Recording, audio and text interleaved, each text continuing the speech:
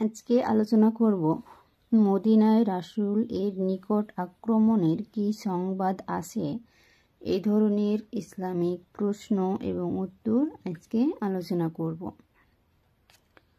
তো 1 নম্বর প্রশ্ন হচ্ছে, রাসূল কাদেরকে মুয়াবিয়ার পিছু ধাওয়া করে হত্যার নির্দেশ দেন?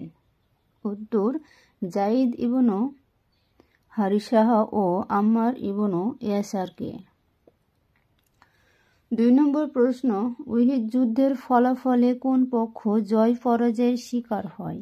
এই ব্যাপারে কোরআনের কোথায় ইঙ্গিত আছে? উত্তর, জয় পরাজয়বিহীন অমীমাংসিত যুদ্ধ। আল্লাহ বলেন, শত্রু সম্প্রদায়ের সন্ধানে তোমরা হতদম হয়ো না।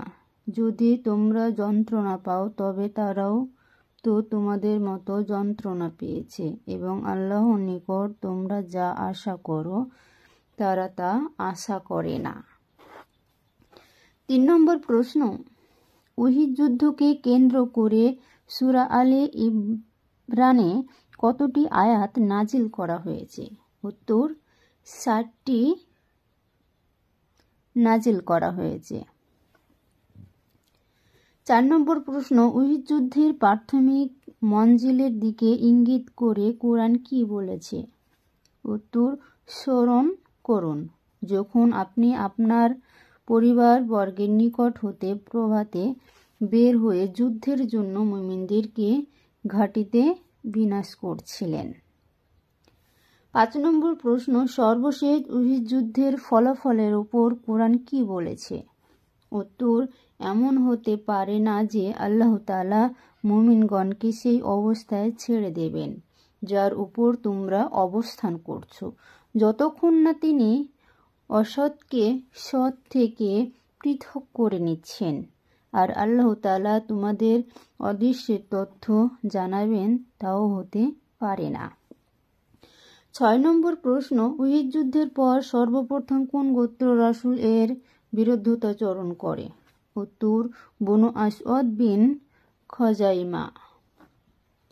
7 নম্বর প্রশ্ন, মদিনায় রাসূল এর নিকট আক্রমণের কি সংবাদ আছে?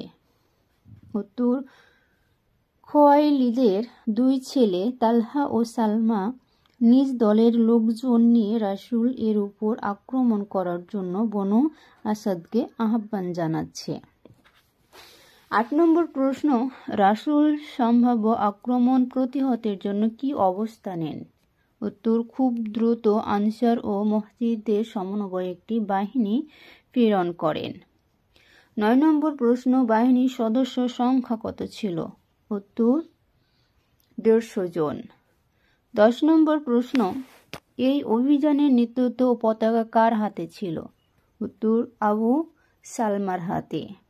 আজ এই পর্যন্তই। আবার পরের ভিডিওতে ইসলামিক প্রশ্ন এবং উত্তর আপনাদের সঙ্গে আলোচনা করব।